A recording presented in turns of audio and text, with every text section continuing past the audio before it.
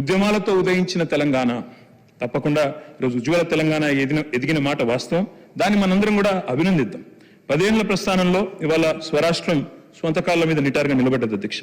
విఫల రాష్ట్రం అవుతుందని శాపనార్థాలు పెట్టిన వాళ్ళందరి శాపాలను తట్టుకొని సవాళ్ళను అధిగమించి ఇవాళ తెలంగాణ ఒక విజయవంతమైన స్టేట్గా సిరి సంపదలతో భారతదేశం భాగ్యరేఖలు మార్చే అగ్రగామి రాష్ట్రాల సరసన నిలబడి ఉండడం మనందరికీ గర్వకారణం తెలంగాణ బిడ్డలుగా. అధ్యక్ష, ఇవాళ కొన్ని ప్రచారాలు జరుగుతూ ఉన్నాయి. దివ్యంగా ఉన్న రాష్ట్రాన్ని దివాలా తీసిందని ప్రచారం చేస్తూ ఉన్నారు. ఆస్తులు దండిగా ఉన్న రాష్ట్రాన్ని అప్పులో ఊబిలో ఉందని చెప్పి తప్పుడు ప్రచారం చేస్తున్నారు. ఇది నిజంగా కూడా దురదృష్టకరం. మీరు చేస్తున్న ప్రచారం శుద్ధ తప్పు అని నేను చెప్పట్లేదు అధ్యక్ష. మీ సోషియో ఎకనామిక్ అవుట్లుకే చెప్తా ఉంది. మీ సోషియో ఎకనామిక్ అవుట్లుక్ ఏదైతే మీరే రేవంత్ రెడ్డి గారు ముఖ్యమంత్రి గారు అదేవిధంగా ఉప ముఖ్యమంత్రి గారి ముఖ చిత్రంతో వేసిన సోషియో ఎకనామిక్ అవుట్లుకే మీరు చేస్తున్న ప్రచారం శుద్ధ తప్పు అని చెప్తా ఉంది. మీరు మాటలతో మసిబూసి మారేడికాయ చేసే ప్రయత్నం చేస్తూ ఉన్నారు. కానీ అంకెలు అబద్ధాలు ఆడవు అధ్యక్ష. ఆర్బీఐ గణాంకాలు, ఇది నా సొంత కవిత్వం కాదు, ప్రభుత్వం యొక్క లెక్కలు కాదు, RBI controller and auditor general యొక్క గణాంకాలు, అవి నిజాలను కూడా నిగ్గు తెలుస్తూ ఉన్నాయి. అధ్యక్ష, నేను ఈరోజు మీ ముందు ప్రజెంట్ చేస్తాను అధ్యక్ష. సోషియో ఎకనామిక్ అవుట్లుక్లోనే పక్క పేజీల్లోనే పరస్పర విరుద్ధమైన మరి ఇవాళ వాస్తవ పరిస్థితులు వాటిని బయట పెడతా ఉన్నాయి. గందరగోళం సృష్టించే ప్రయత్నం మీరు చేశారు, కానీ సత్యాల మీద ముసుగులేయడం అంత సులభం కాదు అధ్యక్ష. అధ్యక్ష, ఇక్కడ నేను మీకు 2-3 విషయాలు చెప్పాలి అధ్యక్ష. ఈరోజు development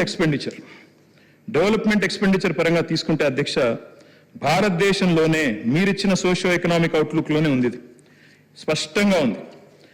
Telangana is the top state in the country with 74%. ఇది నాది కాదు అధ్యక్ష. డెవలప్మెంట్ ఎక్స్పెండిచర్ లో అగ్రభాగాన ఉన్నామన్న మాట మీరు సోషియో ఎకనామిక్ అవుట్లుక్ లో మీరే చెప్పారు. ఆర్బీఐ లెక్కలను మీరే ఇందులో కోట్ చేశారు అధ్యక్ష. తర్వాత మీరు ఇంకొక మాట చెప్పారు అధ్యక్ష. ఏమంటారు? జీతాలకు పైసలు లేవు, అప్పులు తీర్చడానికి అప్పులు చేస్తున్నాము, వడ్డీల భారం కూడా ఎక్కువైంది అని చెప్పి మీరు చెప్పారు. కానీ వాస్తవం ఏంది అధ్యక్ష? వాస్తవం ఏంది అంటే అధ్యక్ష, there is something called as committed expenditure. Committed expenditure అంటే ఏంది అధ్యక్ష అంటే, ఆర్థిక మంత్రి గారికి మొత్తం తెలుసు అధ్యక్ష. తెలిసి కూడా వారు సభను తప్పుదో పట్టించే ప్రయత్నం చేశారు. ఆ కమిటెడ్ ఎక్స్పెండిచర్ అంటే salaries, pensions and interest payments, ఈ 3 కలిపితే కమిటెడ్ ఎక్స్పెండిచర్. కమిటెడ్ ఎక్స్పెండిచర్ విషయంలో అధ్యక్ష, వారి దృష్టికి అదేవిధంగా గౌరవ సభ్యుల దృష్టికి కూడా నేను తీసుకొచ్చేది, ప్రజల దృష్టికి కూడా నేను తీసుకొచ్చేది ఏమంటే, మనము చాలా స్పష్టంగా భారతదేశంలోని ఇతర రాష్ట్రాలతో పోలిస్తే చాలా చక్కటి పరిస్థితిలో ఉన్నమాట వాస్తవం అధ్యక్ష. మీ ముందు నేను ప్రజెంట్ చేస్తాను, ఎందుకంటే ఇది మీ బుక్కే కాబట్టి మీ బుక్లోంచే చెప్తాను అధ్యక్ష. కమిటెడ్ ఎక్స్పెండిచర్ విషయానికి వస్తే, మనం ఈరోజు కొన్ని ఏ రాష్ట్రాల సరసన ఉన్నాం అధ్యక్ష? స్టేట్ వైజ్ డెవలప్మెంట్ ఎక్స్పెండిచర్లోనేమో అగ్రభాగాన ఉన్నాం. 74% ఇవాళ డెవలప్మెంట్ ఎక్స్పెండిచర్ మీద ఖర్చు పెడుతున్నామని మీరే చెప్తున్నారు. అదేవిధంగా అధ్యక్ష, కమిటెడ్ ఎక్స్పెండిచర్లో మనం కమిటెడ్ ఎక్స్పెండిచర్ అంటే ₹1 మీరు జీతాలు, భత్యాలు, పెన్షన్లు అదేవిధంగా వడ్డీ చెల్లింపులు మితి కడితే అది పోతే రూపాయిలో మనకు 47 పైసలు రూపాయలు దానికి పోతున్నాయి అధ్యక్ష. జీతాలకు, భత్యాలకు, పెన్షన్లకు అదేవిధంగా మనకి మితి కట్టేందుకు ఇంట్రెస్ట్. మిగిలిన 53 పైసలు అవైలబుల్ ఉన్నాయి ప్రభుత్వానికి డెవలప్మెంట్ చేయడానికి అనేది కమిటెడ్ ఎక్స్పెండిచర్లో కనబడతా ఉంది. అంటే ఓవరాల్గా చూసుకుంటే ఎక్కడున్నాం అధ్యక్ష మనం? ఈరోజు భారతదేశంలో కేరళ చూస్తే కమిటెడ్ ఎక్స్పెండిచర్ రూపాయిలో 82 పైసలు, హర్యానా రూపాయిలో 81 పైసలు, పంజాబ్లో రూపాయిలో 79 పైసలు జీతాలకు, భత్యాలకు, పెన్షన్లకు అదేవిధంగా ఇంట్రెస్ట్ చెల్లింపులకు పోతుంది. వెస్ట్ బెంగాల్ 69 పైసలు పోతుంది రూపాయిలో, తమిళనాడులో 62 పైసలు పోతుంది, ఆంధ్రప్రదేశ్లో 61 పైసలు పోతుంది, వారు మొన్నటిదాకా నడిపిన రాజస్థాన్లో 59 పైసలు రూపాయికి. దేశ సగటు జాతీయ యావరేజ్ ఎంత అధ్యక్ష? కమిటెడ్ ఎక్స్పెండిచర్ 56 పైసలు. అంటే మొత్తంగా రూపాయి ఆదాయం వస్తే అందులో 56 పైసలు జాతీయ సగటు కమిటెడ్ ఎక్స్పెండిచర్. కానీ తెలంగాణ ఎంత అధ్యక్ష? 47. అత్యల్పంగా ఉన్న రాష్ట్రాల్లో టాప్ 4లో తెలంగాణ ఉంది. దీన్ని మీరు తిమ్మిని బమ్మిని చేసి మోసం చేసే ప్రయత్నం చేస్తామంటే కుదరదనే మాట కూడా నేను వారికి విజ్ఞప్తి చేస్తా ఉన్నా అధ్యక్ష. ఇంకొక మాట కూడా చెప్పాలి అధ్యక్ష. ఇవాళ వడ్డీల కోసం, జీతాల కోసం పైసలు జాలట్లేదు అనే మాట వారు మాట్లాడుతూ ఉన్నారు అధ్యక్ష. ఒక్క మాట వారికి నేను చేసే విజ్ఞప్తి, మీరు పరస్పర విరుద్ధమైన వ్యాఖ్యలు చేశారని నేను చెప్పాను. 47 పేజీలో సోషియో ఎకనామిక్ అవుట్లుక్ లో మీరే చెప్పారు హయ్యర్ ఫిస్కల్ స్ట్రెస్ ఉంది, 47 ఉంది కమిటెడ్ ఎక్స్పెండిచర్, దానివల్ల ఫిజికల్ స్ట్రెస్ ఉందని చెప్పారు.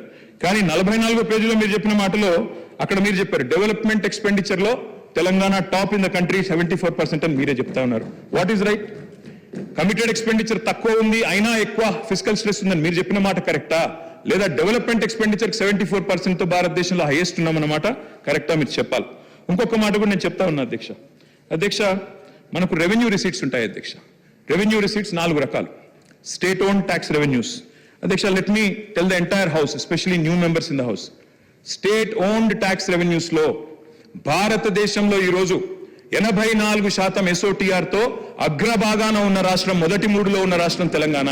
అంటే ఎవరి మీదనో ఆధారపడకుండా, ఇంకెవరి మీదనో మనం కేంద్ర ప్రభుత్వం ఇవ్వలేదనో, యూనియన్ బడ్జెట్ లో రాలేదనో మనం బీరిపోకుండా, బిత్తిరి కాకుండా మనం బ్రహ్మాండంగా SOTR 84% అధ్యక్ష.